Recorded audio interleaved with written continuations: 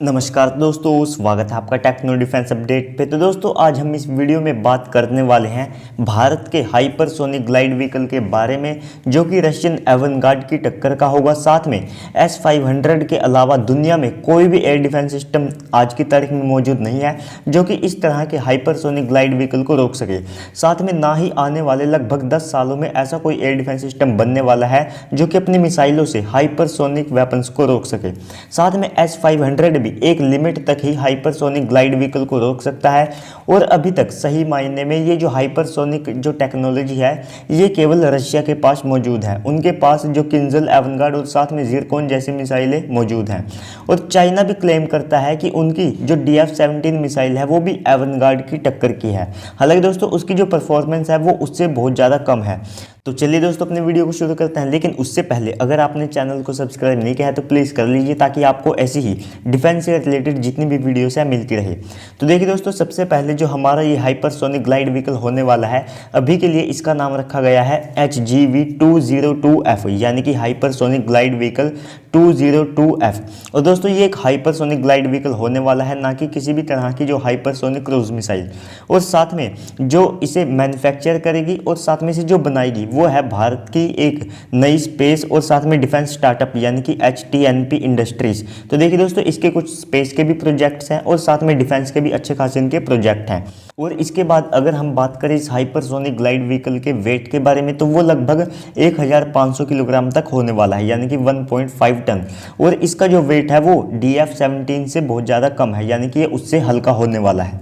और इसके बाद बात करें इसकी रेंज की, तो इसकी रेंज में लगभग जो एशियन और साथ में जो यूरोपियन कंट्रीज़ है और कुछ अफ्रीकन कंट्रीज़ को भी ये कवर कर सकेगा, यानी कि 5000 किलोमीटर तक इसकी रेंज रहने वाली है। और इसके बाद हम बात करें इसकी स्पीड की, तो वो लगभग 20 से 21 मैक तक होने वाली है। तो देखिए दोस्तों, जो रशिया के पास एवनगार्ड मिसाइल है वे क्लेम करते हैं कि उसकी स्पीड 27 मैक तक है, जबकि दोस्तों ज़्यादातर रक्षा विशेषज्ञ मानते हैं कि उसकी जो स्पीड है वो लगभग 20 मैक के आसपास ही है। तो अगर ऐसे में सच में उसकी स्पीड 20 मैक तक है, तो हमारा ये जो हाइपरसोनिक ग्लाइड व्हीकल होने वाला है ये उसकी टक्कर का या उससे ज़्यादा एडवांस रहेगा। और इसके बाद अगर हम बात करें लॉन्च प्लेटफॉर्म की, तो देखिए दोस्तों, जो हाइपरसोनिक ग्लाइड व्हीकल होते हैं इन्हें बैलिस्टिक मिसाइलों या फिर जो ICBM मिसाइलें हैं उनसे लॉन्च किया जाता है। और इस कैटेगरी में भारत के पास अग्नि 4 और साथ में जो अग्नि 5 मिसाइल है वो मौजूद है। और दोस्तों हाइपरसोनिक ग्लाइड व्हीकल एक तरह का आप कह सकते हैं कि ये एक MIRV होता है, यानी कि multiple independently re entry vehicle. ये उसी की तरह आप कह सकते हैं काम करता है, बस ये उनसे ज़्यादा मैन्योरेबिलिटी और साथ में जो स्पीड है उसे रखता है। और इन दोनों को ICBM या जो बैलिस्टिक मिसाइलें होती हैं उनसे ही लॉन्च किया जाता है।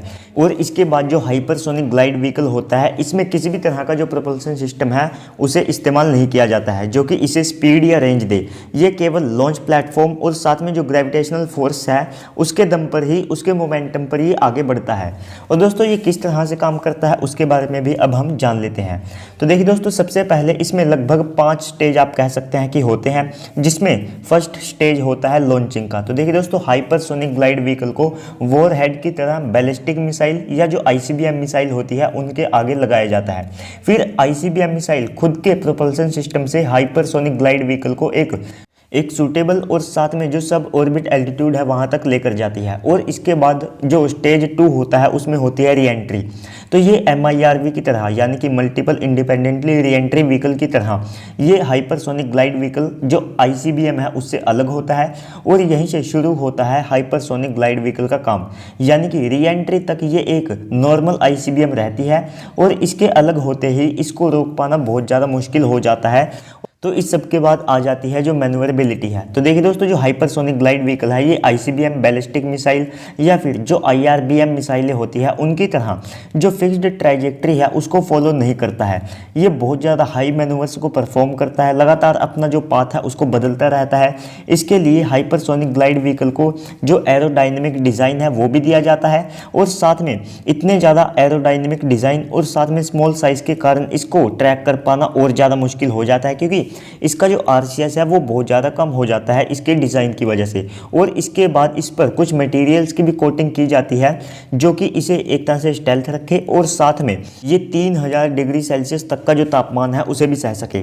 और इसके बाद जो इसका फोर्थ स्टेज होता है वो होता है ग्लाइड। तो इसके बाद इतने सारे मैनूवर्स को और साथ में री एंट्री के बाद ये अपना जो ग्रेविटेशनल फोर्स है उसकी वजह से ये ग्लाइड करता हुआ लगभग 20 से 21 मैक तक की जो स्पीड है उसे गेन कर लेता है और साथ में उसी स्पीड के साथ आगे बढ़ता है, यानी कि 24,000 किलोमीटर पर आवर की स्पीड से ये आगे बढ़ता है। और इतनी ज़्यादा स्पीड को ये अपने जो एरोडायनेमिक डिज़ाइन, साथ में हाई एल्टीट्यूड और इसके बाद जो ग्रेविटेशनल फोर्स है उसके ज़रिए ये गेन करता है। और दोस्तों जो हाइपरसोनिक क्रूज मिसाइलें होती है उनके अंदर तो खुद का जो प्रोपल्सन सिस्टम है वो लगा होता है, तो उन्हें किसी भी तरह की ऐसी मदद की ज़रूरत नहीं पड़ती है, लेकिन वे इतनी ज़्यादा स्पीड को गेन भी नहीं कर सकती है। और इसके बाद जो लास्ट स्टेज होता है यानी कि एंड, तो देखिए दोस्तों इसके बाद जो हाइपरसोनिक ग्लाइड व्हीकल वो ग्लाइड करता हुआ और साथ में मैनूवर्स को परफॉर्म करता हुआ 20 से 21 मैक तक की स्पीड पर ये आगे बढ़ता है और साथ में एंड में अपना जो टारगेट है उसके ऊपर आकर ये गिर जाता है। तो दोस्तों इस तरह से जो हाइपरसोनिक ग्लाइड व्हीकल है वो काम करता है। और साथ में क्या कोई ऐसा एयर डिफेंस सिस्टम या कोई ऐसा जो डिफेंस मैकेनिज्म मौजूद है जो कि हाइपरसोनिक ग्लाइड व्हीकल के खिलाफ एक तरह से कामयाब हो?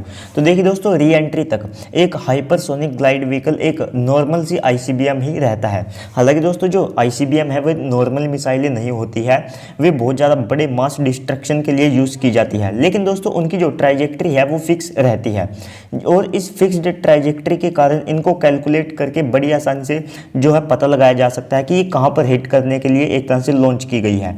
तो दोस्तों इसी फिक्स्ड ट्राइजेक्ट्री के कारण अगर इन्हें कोई भी एयर डिफेंस सिस्टम ट्रैक कर लेता है जब तक कि एक नॉर्मल सी ICBM फेज में होते हैं तो इन्हें मार के गिराया जा सकता है, जब तक कि ये री एंट्री ना करे या फिर जो ICBM है वो इसको लॉन्च ना करे तब तक इनको एक तरह से चांसेस है कि आप इनको मार गिरा सकते हैं। लेकिन दोस्तों उस समय भी टाइम बहुत ज़्यादा कम रहता है और साथ में कोई भी एयर डिफेंस सिस्टम इतने पास भी नहीं होता है कि वो इस ICBM मिसाइल को लॉन्च कर सके, क्योंकि उसकी रेंज बहुत ज़्यादा कम रहती है जो उनके रडार होते हैं। मान लीजिए अगर चाइना जो अपने एयर डिफेंस सिस्टम से भारत के इस वेपन को रोकने की कोशिश करेगा तो इसे हम बड़ी आसानी से अपने दक्षिण सिरे से जो है लॉन्च कर सकते हैं और किसी भी रडार की इतनी रेंज नहीं है चाइना के पास जो कि वहाँ तक ट्रैक कर सके। तो दोस्तों जबकि ये केवल 20 मिनट में 5000 किलोमीटर तक जा सकता है और साथ में ऐसे में एयर डिफेंस सिस्टम के पास बहुत ज़्यादा कम समय रहेगा और ये लगभग आधे रशिया, यूरोप और जो एशिया तक मार कर सकेगा। तो ये बहुत ज़्यादा एडवांस और साथ में भारत का डेडली वेपन होने वाला है। तो दोस्तों इस तरह से जो हाइपरसोनिक वेपन्स है ये आज की तारीख में बहुत ज़्यादा डेडली माने जाते हैं, क्योंकि इनकी स्पीड बहुत ज़्यादा होती है और साथ में इनको रोक पाना एक तरह से इम्पॉसिबल सा है। और कहीं ना कहीं भारत अमेरिका के ऊपर यहाँ पर एज ले सकता है। भले ही अमेरिका अपनी हाइपरसोनिक मिसाइल को टेस्ट कर चुका हो, लेकिन भारत भी अपना जो हाइपरसोनिक टेक्नोलॉजी डेमोस्ट्रेशन व्हीकल है उसको भी टेस्ट कर चुका है। तो यहाँ पर भारत पूरी टक्कर में है अमेरिका के साथ। तो चलिए दोस्तों आज की इस वीडियो में इतना ही, मिलते हैं अगली वीडियो में, तब तक के लिए गुड बाय, जय हिंद, जय भारत।